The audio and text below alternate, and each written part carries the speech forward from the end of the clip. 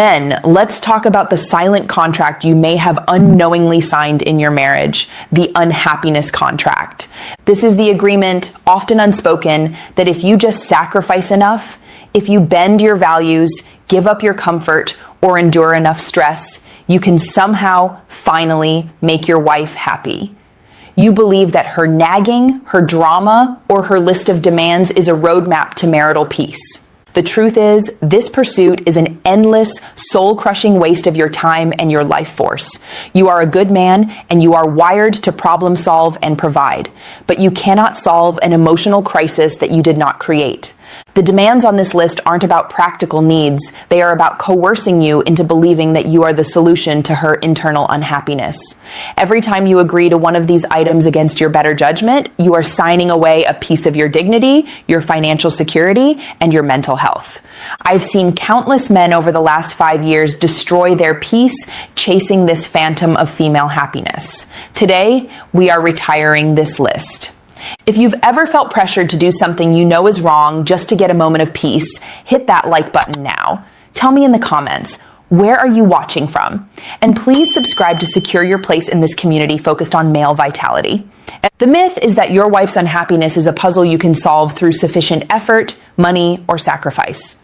The health critical truth is this: unhappy people cannot be made happy by external factors, and there is nothing you can do to fill the emptiness she carries within her. She didn't get the wrong husband. She is a woman who, to some degree, carries an internal dissatisfaction. This is an internal problem that she must fix through personal accountability. When she coerces you into making these sacrifices, she is implying that you are the impediment to her happiness.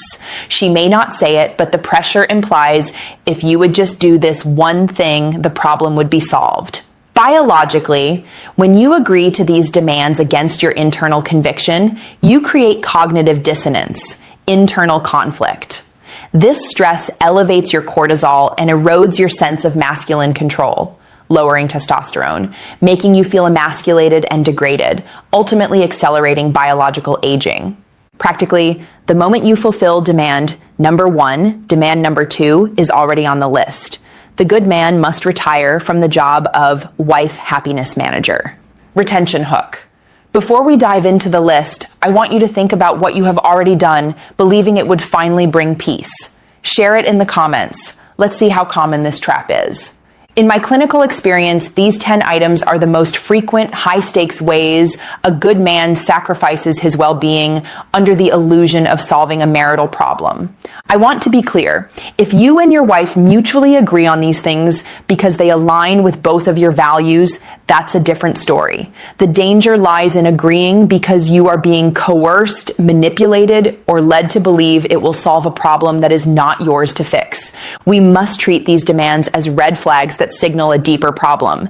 Your wife is deeply unhappy with herself. 10. Moving to another city just to make her happy. The demand: she wants to move closer to or further from family, escape the small town, or jump to the big city, insisting this location change is the key to her contentment. Biologically, constant, unnecessary upheaval creates chronic adrenaline stress. It destroys the stability that grounds masculine energy and focuses on purpose. You lose professional momentum and personal peace. Emotionally, you become a puppet in a geographic chase for happiness. You are denied the stability and rootedness that define a home. Practically, the grass is never greener. She will take her unhappiness with her, and then the cycle repeats, costing you thousands in moving expenses and career stability. This next demand uses the children against you. 9. Agreeing to get a dog, puppy, against your will. The demand: she uses the kids and sentimentality to coerce you into adding a high-maintenance animal to the family, despite your explicit reservations about the responsibility. Biologically, if you are the one who knows you will end up carrying the weight, it adds non-stop, low-grade stress to your life. It's another responsibility that wasn't chosen, fueling resentment. Emotionally, this is a red flag signaling her unfulfilled desire for emotional connection and her willingness to manipulate you and the family unit to get it. Practically, you get the responsibility, the stress, and the mess while she gets the initial emotional rush. This demand puts a massive strain on your financial health. 8. Agreeing to let her quit her job out of boredom, coercion. The demand.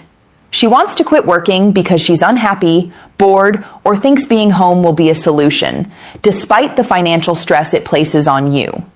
Biologically, suddenly doubling the financial burden directly increases the stress hormone cortisol. It restricts your freedom and increases anxiety, knowing you are the single point of failure. Emotionally, many unhappy women who quit find themselves with zero structure, becoming more bored, entitled, and a nightmare to live with, projecting their lack of purpose onto you. Practically, structure is vital for adult fulfillment. Lack of structure leads to emotional chaos, which you then have to manage. This one is a petty, daily emasculation. 7. Taking over grocery shopping errands to avoid her anger. The demand. She insists you take over or accompany her, and then uses your attempts to fulfill the task as an excuse for criticism. You bought the wrong brand. You paid too much. Biologically, this creates a predictable pain and punishment response. Your brain learns that attempting to help results in shaming, leading to passive withdrawal and learned helplessness. Emotionally, you are constantly made to feel incompetent and wrong in small daily tasks, eroding your overall sense of capability and dignity. Practically, it's a classic example of her outsourcing a task only to use your effort as proof that you are inadequate. This is the ultimate betrayal of your masculine safety. 6. Agreeing to open the marriage. The demand. She coerces you into agreeing to an open marriage, polyfidelity, swinging, etc., often using the manipulative line, "If you loved me, you would let me explore this." Biologically, this is a catastrophic destruction of the male brain's need for sexual certainty and commitment. It spikes adrenaline and cortisol to dangerous levels, leading to acute anxiety, depression, and a total loss of security. Emotionally, you will feel crushed, devastated, and completely betrayed. A good man cares enough about his wife that he will sacrifice his core emotional needs for her happiness, but this leads to his total psychological destruction. Practically, this is a direct pathway to divorce and is a non-starter for preserving the good man's sanity. Never agree to this. This demand uses your body as a bargaining chip. 5. Agreeing to a vasectomy under coercion. The demand. She insists you take responsibility for permanent birth control, shaming you with claims of her difficult births or previous procedures. Biologically, being coerced into a procedure, especially one that impacts fertility, can feel like a violation of bodily autonomy, triggering profound psychological resentment and emasculation. Emotionally, it is a power play where she forces you to bear the physical risk and decision without mutual, willing agreement, proving she prioritizes her comfort over your autonomy. Practically, the resentment will simmer, and the procedure will not solve the deeper problems in the marriage. The next two demands are classic distractions from life. 4. Agreeing to have another baby. The demand. She suddenly wants a third child or a child after previously agreeing not to have any, thinking a new baby will fix the emptiness or complete the family. Biologically, having a baby is a massive stressor. Agreeing to it under duress, knowing it's a distraction from real problems, increases anxiety over the long term, both financial and practical. Emotionally, a baby is used as an emotional band-aid. The rush of new baby energy fades quickly, and the underlying marital issues return, now compounded by more stress. Practically, you are multiplying the problem, not solving it. 3. Agreeing to constant remodeling projects. The demand. She constantly initiates new, expensive, high-stress remodeling projects, often starting the next before the last is finished, with no regard for your time or the family budget. Biologically, constant chaos, noise, financial strain, and lack of completion are huge sources of chronic stress. This keeps you in an agitated state, burning through your reserve energy. Emotionally, this is a classic distraction technique where she focuses obsessively on fixing the outside, the house, so she doesn't have to deal with the chaos on the inside. Practically, you feel taken for granted. Your time, energy, and money are sacrificed for her temporary cosmetic fix. This demand is a direct attack on your masculine decompression. 2. Agreeing to stop cutback drinking, responsible use. The demand, she nags you to cut back on your responsible, normal drinking, a glass of wine, 2 beers after work, projecting her issues or need for control onto your responsible habit. Biologically, you lose a small, healthy release valve for stress. More importantly, agreeing to give up a responsible pleasure under duress is an act of submission, further eroding your dignity.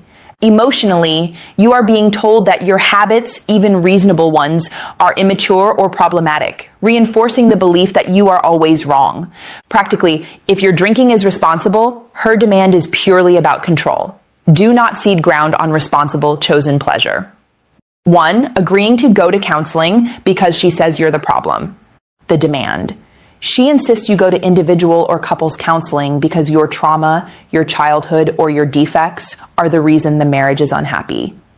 Biologically, being forced into a therapeutic setting under the premise that you are weak or broken causes shame and degradation. This can spike anxiety and cause you to withdraw further. Emotionally, she is using counseling as a weapon to validate her psychoanalysis of you. A good man is typically adjusted and a problem solver. Being labeled broken is deeply emasculating. Practically, retire from being psychoanalyzed. If you go, ensure it is to set boundaries and gain tools for yourself, not to fix her emptiness.